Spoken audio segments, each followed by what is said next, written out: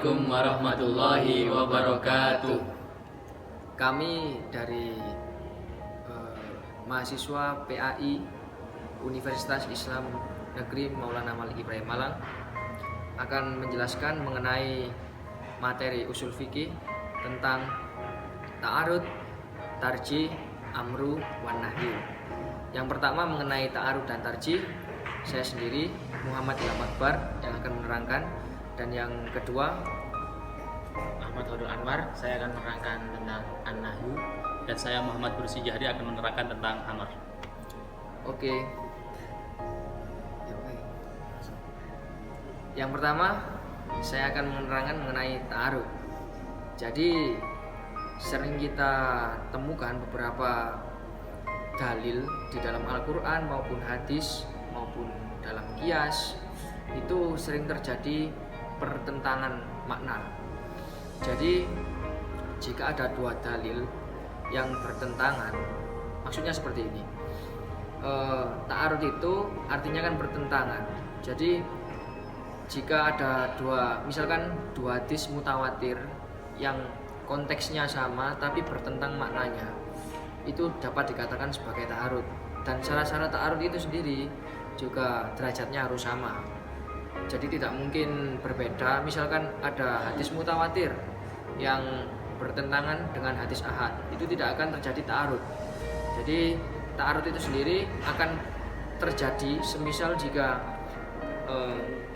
ada dua dalil yang derajatnya sama. Misalkan hadis mutawatir dengan hadis mutawatir, terus qiyas dengan qiyas, itu akan terjadi ta'arud.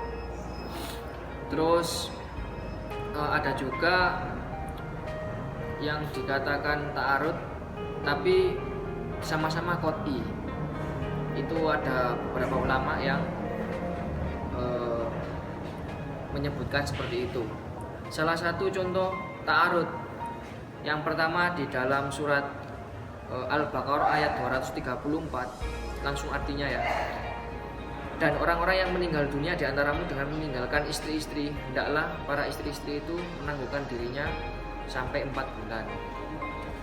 Ini yang dalil pertama. Yang kedua, dalam surat At-Tolak, yang mana artinya, dan perempuan-perempuan yang tidak haid lagi di antara perempuan-perempuanmu, jika kamu ragu-ragu tentang masa iddahnya, maka masa iddah mereka adalah 3 bulan, dan begitu pula perempuan-perempuan yang tidak haid.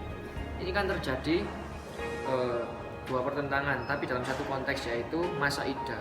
Yang satu 3 bulan, yang satu 4 bulan. 3 kali suci, yang satunya 4 bulan. Jadi kan terjadi dua pertentangan. Lalu bagaimana cara menyelesaikannya? Ada 4 cara. Yang pertama, mengkompromikan. Yang kedua, nasakh wa mansukh. Yang ketiga, tarjih, yang nanti akan kita bahas. Yang keempat, yaitu meninggalkan keduanya dan mengambil dalil yang di bawahnya. Oke. Untuk selanjutnya mengenai tarjih. Tarjih itu sendiri artinya mengunggulkan. Jadi jika terjadi dua kontradiksi antara dua dalil, yang mana dua dalil itu saling bertentangan seperti yang tadi mengenai masa iddah perempuan, itu ada yang salah satu penyelesaiannya yaitu tarjih. Tarjih itu mengunggulkan salah satu. Terus ada juga tarjih dalam hadis. Tarjih dalam hadis itu nantinya itu ada beberapa cara penyelesaian dalam pentarjihan. Yang pertama yaitu yang kembali kepada perawi. Itu ada banyak sekali sub-subnya atau bagian-bagiannya. Yang pertama yaitu jumlah perawi yang banyak dimenangkan daripada yang sedikit. Perawi yang lebih warok dan takwa dimenangkan daripada yang kurang. Perawi yang telah mengamalkan diutamakan daripada yang belum mengamalkan. Itu jika dilihat dari diri perawi. Yang kedua yaitu kembali kepada penilaian atau tazkiyah perawi tersebut.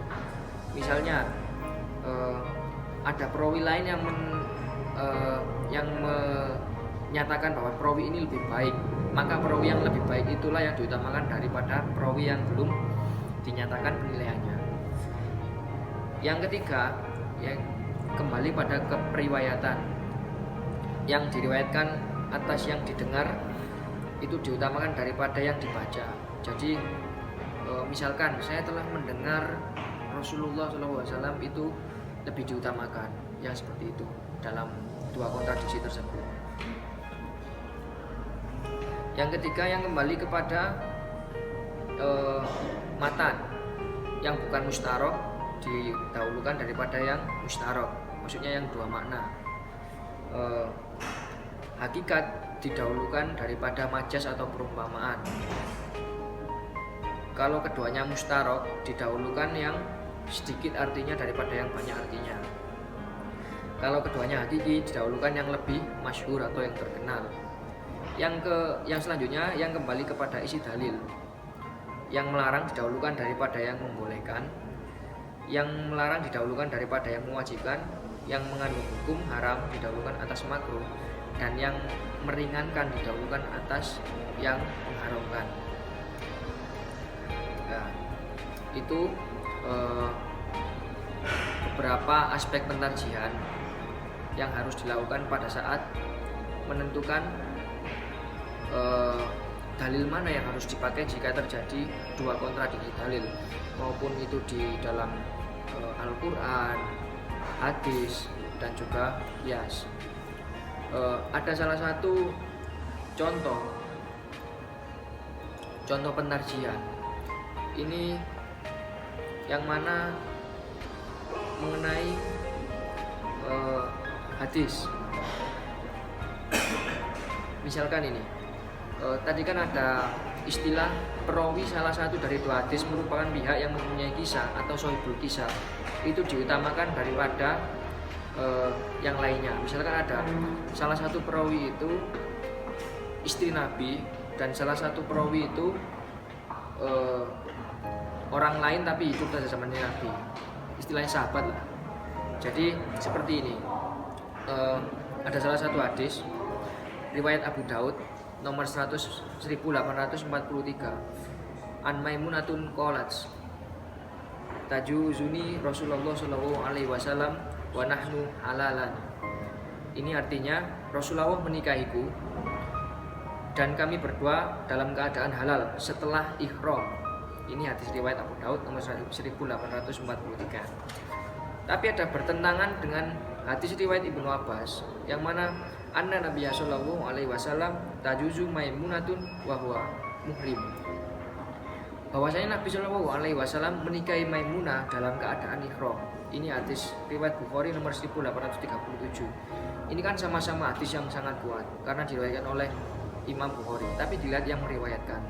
Hadis yang pertama diriwayatkan oleh Maimunah, istri Nabi, dan hadis yang kedua diriwayatkan oleh Ibnu Abbas. Jadi dalam aspek pentarjihan ini dimenangkan oleh hadis yang pertama. Jadi seperti itulah dalam pentarjihan.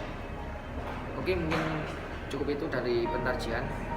Mungkin akan dilanjutkan oleh teman saya, saudara Kutsi, yang akan menjelaskan mengenai amrun. Baik, selanjutnya yang kedua kita akan membahas tentang amr. Nah,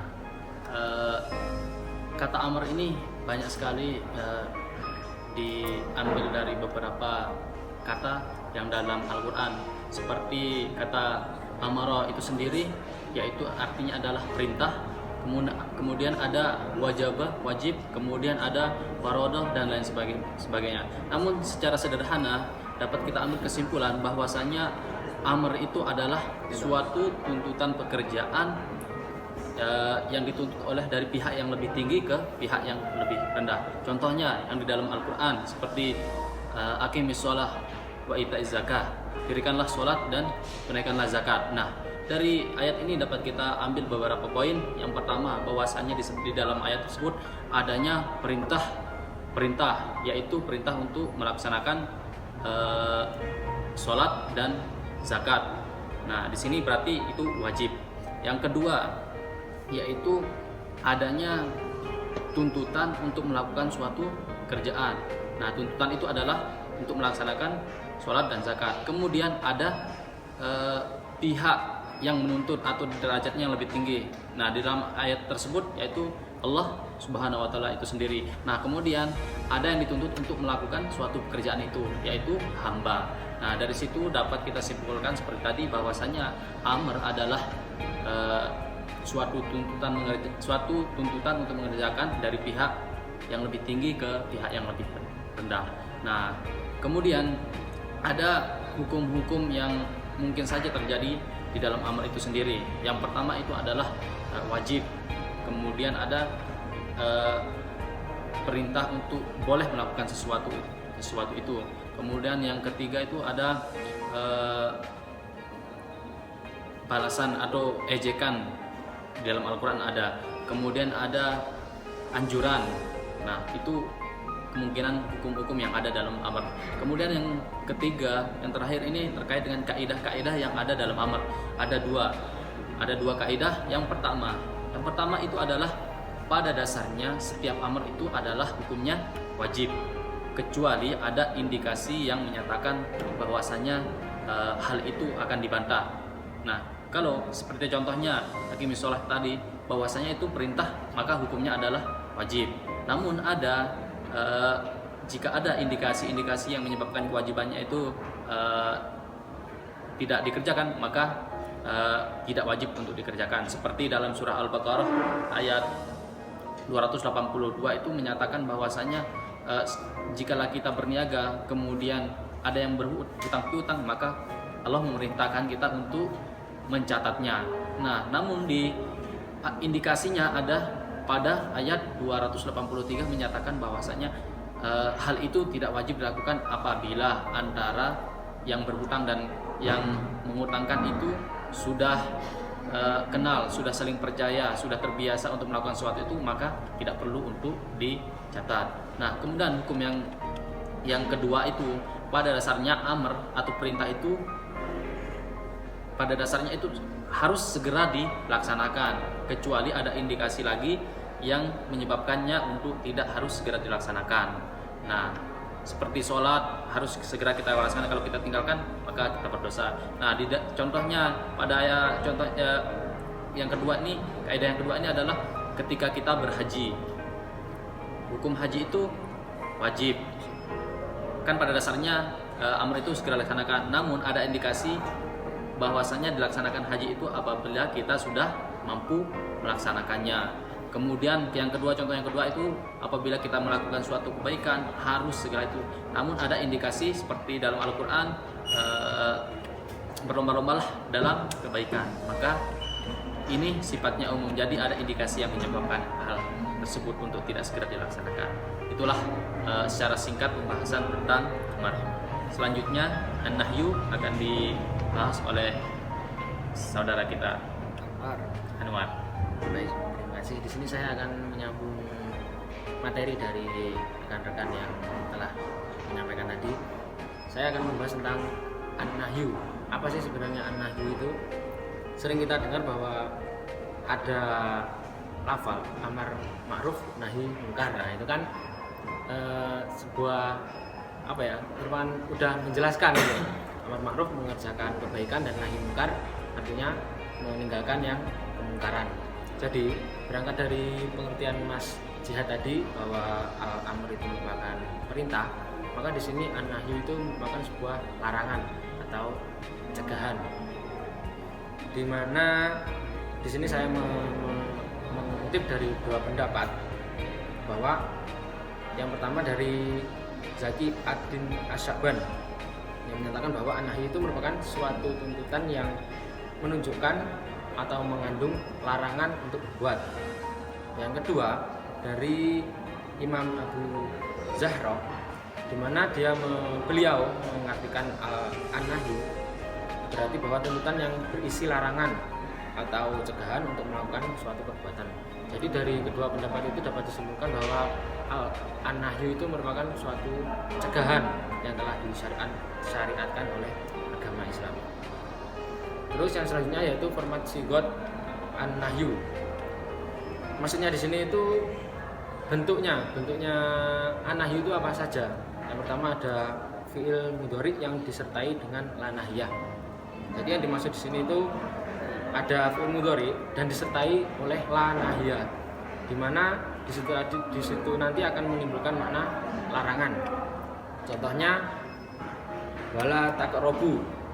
Taqrabu kan merupakan bentuk dari fi'il mudhari. Nah, sebelum taqrabu kan ada la-nya. Nah, la di situ dinamakan la nahiyah. Sehingga dalam artinya itu menimbulkan arti bahwa sebuah larangan. Yang kedua, format kata kerja atau kata perintah yang berisi untuk meninggalkan sesuatu. Contohnya, fajtanibu. Nah, di sini itu kan ijtanibu merupakan suatu bentuk kata kerja yang dimana itu nanti akan menimbulkan makna untuk pencegahan, untuk menjauhi. Yang ketiga, format penggunaan kata anahi itu sendiri. Di sini itu tidak seperti yang nomor 1 atau nomor 2 tadi, akan tetapi di sini itu larangannya menggunakan kata anahi itu sendiri. Seperti yang saya sampaikan awal tadi, amar ma'ruf nahi munkar. Nah, di sini itu menggunakan lafal anahi itu sendiri yang jelas berarti sebuah larangan. Yang keempat, format jumlah khobariyah. Nah, di sini itu ada 2 bentuk. Dimana yang pertama itu menggunakan haramnya sesuatu, dan yang kedua itu menggunakan tidak halalnya sesuatu. Akan tetapi dari situ kan kita sudah dapat mengetahui bahwa inti dari pernyataan itu merupakan suatu larangan. Yang selanjutnya yaitu penggunaan sigot an-nahi. Maksudnya di sini itu an-nahi itu digunakan untuk apa aja sih? Di sini akan saya jelaskan ada beberapa. Yang pertama yaitu untuk menyatakan hukum haramnya sesuatu. Nah, di sini sudah jelas ya berdasarkan pengertian tadi bahwa an-nahi itu sejatinya merupakan sebuah larangan. Terus yang kedua, untuk menyatakan hukum makruhnya sesuatu. Jadi di sini itu tidak selamanya an-nahi itu merupakan sebuah larangan, akan tetapi bisa saja an-nahi itu merupakan sebuah hukum kemakruhan sesuatu. Contohnya layusanu ya, layamasana ahadukum. Nah, di sini itu berarti janganlah di antara kamu sekalian memegang. Di sini kan tidak mengandung arti keharaman, akan tetapi sebuah kemakruhan dalam sesuatu. Yang keempat, untuk menyatakan permohonan atau doa. Yang kelima, untuk menyatakan hinaan atau merendahkan seperti yang Mas Jihad tadi sampaikan. Ada juga al-amr yang berfungsi untuk mengejekan, ya itu sama saja seperti yang ini. Yang keenam, untuk menyatakan suatu akibat dari suatu perbuatan. Terus yang ketujuh, untuk menyatakan berputus asaan. Terus selanjutnya yaitu perbedaan pendapat dari beberapa ulama. Di sini ada 3 pendapat ya. Yang pertama yaitu dari jumhur ulama, di mana jumhur ulama ini berpendapat bahwa hakikat dari an-nahyu itu adalah pengharaman sesuatu. Jadi jika ada an-nahyu berarti itu sudah jelas haram sesuatu tersebut. Kecuali ada hadis lain yang mungkin bisa mendukung bahwa sesuatu tersebut tidak sebenarnya haram. Yang kedua, ulama Mu'tazilah. Nah, di sini ulama ini mengartikan bahwa an-nahyu itu tidak selamanya berhukum haram, akan tetapi berhukum makruh. Nah, di sini itu karena ulama ini berpendapat bahwa haramnya sesuatu itu ya karena ada dalilnya sendiri, tidak karena an-nahyu itu sendiri. Nah, jadi haram sesuatu itu karena ada dalilnya sendiri, bukan karena an-nahyu. Yang selanjutnya yaitu ulama lain berpendapat bahwa an-nahyu itu merupakan mustarok atau mempunyai makna ganda. Jadi bisa saja nanti berhukum haram dan juga bisa berhukum makruh. Mungkin sekian. Mungkin itu pembahasan mengenai ta'arud, arji, amru, wan nahyu. Jika ada kurang lebihnya kami mohon maaf sebenarnya. Mungkin hanya itu saja yang dapat kami sampaikan. Assalamualaikum warahmatullahi wabarakatuh.